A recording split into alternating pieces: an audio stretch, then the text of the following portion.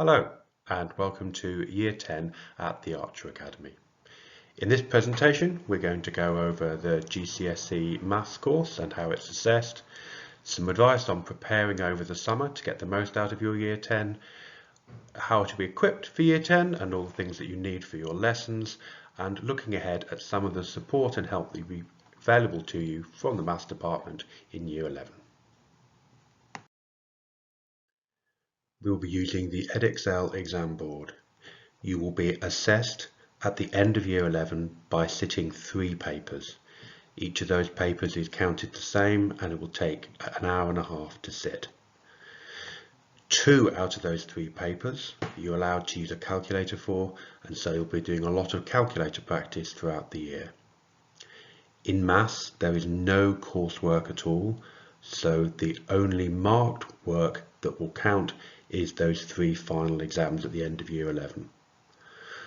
Marks are awarded for getting the correct answer and for showing the correct working, so again, writing down your methods is extremely important. The grades you'll be awarded are from 9 to 1, with 9 being the highest grade and 1 being the lowest. To get an idea, in that the old system, grades 4 and 5 would both count as the old grade C.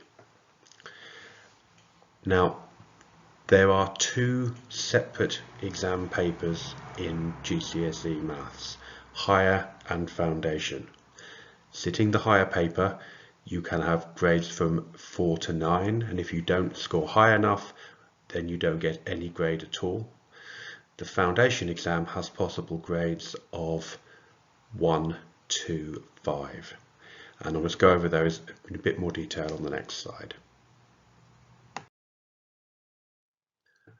As the graphic on the left shows, the Higher paper is made up of 60% of the highest demand questions, the most difficult questions sat in GCSE.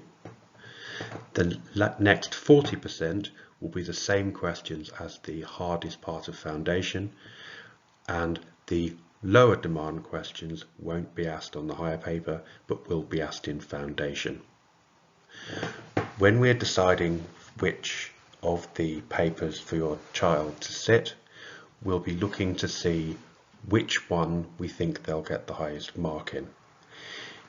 Our only factor in deciding which paper your child will sit is which one we think they will do the best in.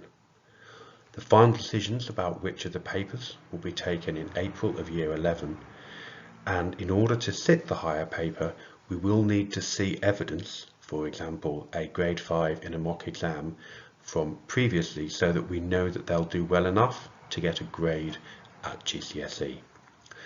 Borderline cases will give students a chance to try one of the Higher papers before making that final decision. We're going to ask you to do some work over the summer to get the best start on Year 10 and your GCSE course as is possible. This may sound a little strange at this time because you've been doing so much work at home already, but this is the normal procedure for any Year 9 going into Year 10. We will send you a pack of work to develop the basic skills that you'll need for Maths to give you a really solid foundation. You can work on those problems during the summer and hand those questions in to your new teacher. I'll just go over the guide for that on the next slide. We will be sending you by post your Passport to Success slides, and you will receive either bronze, silver or gold depending on what your target for GCSE is. However, don't let that limit you, and on Show My Homework we will put all of the questions and all of the work out there, so if you've received say silver, make sure you do the silver first, but then we'd be really pleased if you would have a go at gold to give you your best chance of being successful in Year 10. And don't forget Hegarty Maths. The school has brought access for you to use Hegarty Maths throughout the whole year. So every single topic from levels 1 to 9 in Maths has a video explaining how to do it, and then questions based on that video. So in Maths there is always some more useful work that you can do. And we, as teachers, can see how much time and effort you've spent on your maths, so there is always more that you can do.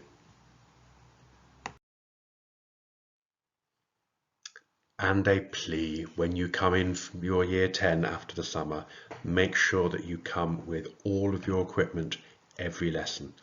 Picture of all of the things you need there now, but in particular for maths. As I mentioned earlier, 2 out of the 3 papers you need a calculator for.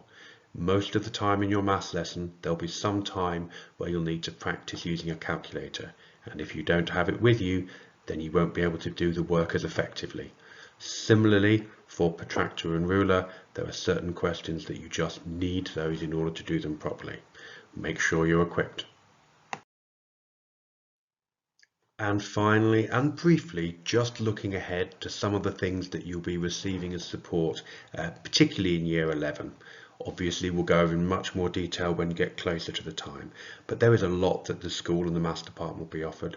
From a sixth form Woodhouse mentoring program, we will have a past paper printing service to make sure that you've got all of the papers that you need at the time that you need it.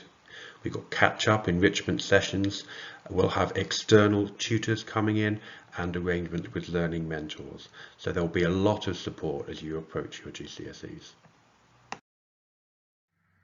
So finally then, have a great but useful summer, and we look forward to seeing you next year.